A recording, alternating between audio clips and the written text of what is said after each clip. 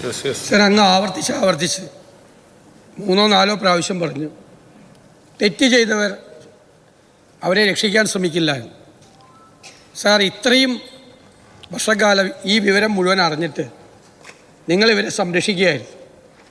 ഞങ്ങളുടെ വളരെ സ്പെസിഫിക് ആയിട്ടുള്ള ചോദ്യമാണ് സാർ, ഈ വിഷയം ഞങ്ങൾ കൊണ്ടുവന്നിട്ട് സാർ, ഇത്രയും ക്രൂരമായി കസ്റ്റോഡിയൽ ടോർച്ചർ നടത്തിയ, ഞെട്ടിക്കുന്ന രീതിയിൽ നടത്തിയ ഈ ഉദ്യോഗസ്ഥന്മാരെ അങ്ങ് സർവീസിൽ നിന്ന് പിരിച്ചുവിടുമോ? അതാണ് ഞങ്ങളുടെ ചോദ്യം, സ്പെസിഫിക് ആയിട്ടുള്ള ചോദ്യം. അങ്ങ് എന്താണ് ഉത്തരം പറയുന്നത്? ബഹുമാനപ്പെട്ട പ്രതിപക്ഷ നേതാവ് നേരത്തെ തന്നെ ആ ചോദ്യം ചോദിച്ചു, ഞാനത് കേട്ടിരിക്കുകയല്ലേ, ഞാൻ മറുപടി പറഞ്ഞുകൊണ്ടിരിക്കുകയാണ്. സാർ, ബഹുമാനപ്പെട്ട പ്രതിപക്ഷ നേതാവിനുണ്ടായ സംശയം ഞങ്ങൾ ഈ കുറ്റം ചെയ്താൽ ആ കുറ്റം ചെയ്തവർക്കെതിരെ നടപടി സ്വീകരിക്കുന്നുണ്ടോ എന്നുള്ളതാണ്. സാർ, അവിടെയാണ് വ്യത്യാസം. നമ്മുടെ പോലീസിൽ ആരെങ്കിലും കുറ്റം ചെയ്തതായി കണ്ടാൽ ഞങ്ങൾ അവരെ സംരക്ഷിക്കുന്നില്ല. അതാണ് ഞങ്ങളുടെ സമീപനം. ഇപ്പോൾ കണക്കുകൾ നോക്കാം. 2016 മെയ് മുതൽ 2024 ജൂൺ വരെ 108 പോലീസുകാരെയാണ് പിരിച്ചുവിട്ടത്. എത്ര? 108. സർ, നോക്കണം.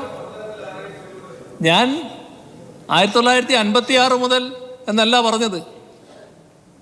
ഞാൻ പറഞ്ഞത് 2016 മുതൽ 2024 വരെ എന്നാണ്. അപ്പോൾ 2024 ജൂൺ വരെ 108 പോലീസുകാരെ സർവീസിൽ നിന്ന് പിരിച്ചുവിടുന്ന നടപടി ഞങ്ങൾ സ്വീകരിച്ചിട്ടുണ്ട്. സർ, അങ്ങനെ ഏതെങ്കിലും ഒരു നടപടി ഇവിടെ ഇപ്പോഴും ദീർഘകാലം കോൺഗ്രസ് ഭരണത്തിലുണ്ടായ അവസ്ഥ തന്നെയാണല്ലോ കേരളത്തിൽ കാണാൻ പറ്റുക. കേരളത്തിലെ ആകെ അവസ്ഥയെടുത്താൽ ദീർഘകാലം കോൺഗ്രസ് തന്നെയല്ലേ അധികാരത്തിലുണ്ടായിട്ടുണ്ടാകുക. അപ്പോൾ ഏതെങ്കിലും ഒരാളെ പിരിച്ചുവിട്ടു എന്ന് പറയാൻ സാധിക്കുമോ? ഏതെല്ലാം കുറ്റകൃത്യങ്ങൾ നടന്നിട്ടുണ്ട്? എന്നാൽ 2024 ഒക്ടോബർ വരെയാണ് ഞാൻ പറഞ്ഞത്, അവിടെ തീർന്നില്ല. 2024 ഒക്ടോബർ മുതൽ 2025 സെപ്റ്റംബർ വരെ 36 പോലീസുകാരെ പിരിച്ചുവിട്ടു. അപ്പോൾ കഴിഞ്ഞ ബഹുമാനപ്പെട്ട പഴയ ആഭ്യന്തരമന്ത്രിയോട് ചോദിക്കുന്നുണ്ട്, ശരിയാണോ? കഴിഞ്ഞ 9 വർഷമായി ആകെ 144 പോലീസുകാരെയാണ് വിവിധ നടപടികളുടെ ഭാഗമായി സേനയിൽ നിന്ന് പിരിച്ചുവിട്ടത്. സർ, നിങ്ങളെ കാര്യം വിട്ടുകളാ, രാജ്യത്ത് മറ്റെവിടെയെങ്കിലും ഇത്രയും കർക്കശമായ നടപടികൾ സ്വീകരിച്ച ഒരു സംസ്ഥാന ഗവൺമെന്റിനെ കാണാൻ കഴിയുമോ? സർ, 2016 മുതൽ സമഗ്രമായ ഇടപെടലാണ് പോലീസ് സേനയിൽ നടന്നുകൊണ്ടിരിക്കുന്നത്. അതുകൊണ്ട് തന്നെയുള്ള ഗുണം എന്താ? ഇന്ന് രാജ്യത്തെ ഏറ്റവും മികച്ച കുറ്റാന്വേഷണ സംവിധാനമായി കേരള പോലീസ് മാറിയിട്ടുണ്ട്. ഇത് ഞങ്ങൾ മാത്രം പറയുന്നൊരു കാര്യമല്ലല്ലോ.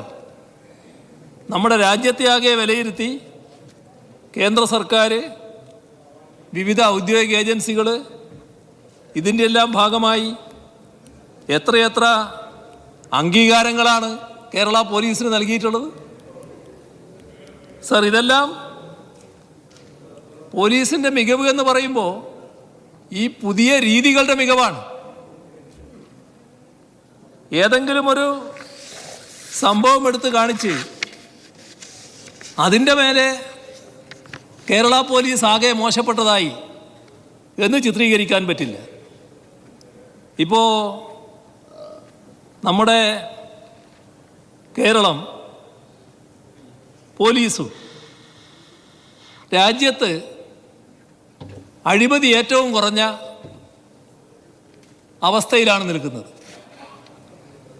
അഴിമതി ഏറ്റവും കുറഞ്ഞു എന്നതിൽ നമുക്കെല്ലാവർക്കും അഭിമാനിക്കാൻ വകയുണ്ട്. അതിൻ്റെ അർത്ഥം അഴിമതി തീരെ ഇല്ലാതായി എന്നാണോ? ഏതെങ്കിലും ഒരാൾ എന്തെങ്കിലും അഴിമതി കാണിച്ചാൽ അത് കേരള പോലീസിൻ്റെ ആകെ ഈ മികവിന് ഇടിവായിട്ട് വരുമോ? അയാളെ മേലെ കർക്കശമായ നടപടി എടുക്കണം. ആ കർക്കശ നടപടിയിലേക്ക് നമ്മൾ നീങ്ങും. ഇതുതന്നെയാണ് ഓരോ കാര്യത്തിലും സംഭവിക്കുന്നത്.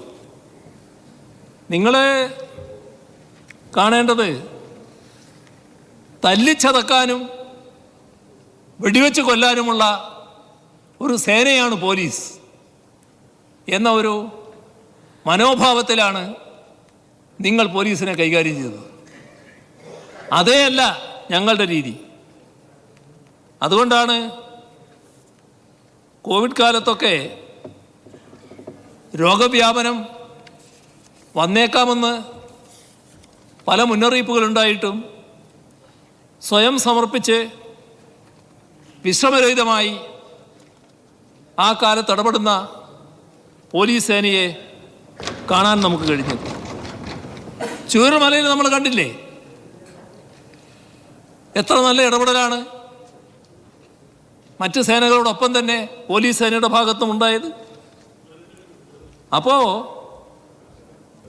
ജനങ്ങളുടെ ശത്രുക്കളായി പോലീസിനെ മാറ്റുന്ന പഴയ സംസ്കാരത്തിൽ നിന്ന് തീർത്തും വിഭിന്നമായ ഒരു സംസ്കാരം, ഒരു ജനോന്മുഖ ഭാവം നമ്മുടെ പോലീസിന് വന്നിരിക്കുന്നു എന്നത് നാം മനസ്സിലാക്കേണ്ട ഒരു കാര്യമാണ്. താൽക്കാലിക രാഷ്ട്രീയ ലാഭത്തിനു വേണ്ടി അതിനെ മറ്റു രീതിയിൽ ചിത്രീകരിക്കാൻ ശ്രമിക്കുന്നത് നല്ലതല്ല. അതാണ് എനിക്ക് ഈ കാര്യത്തിൽ ഓർമ്മിപ്പിക്കാനുള്ള കാര്യം.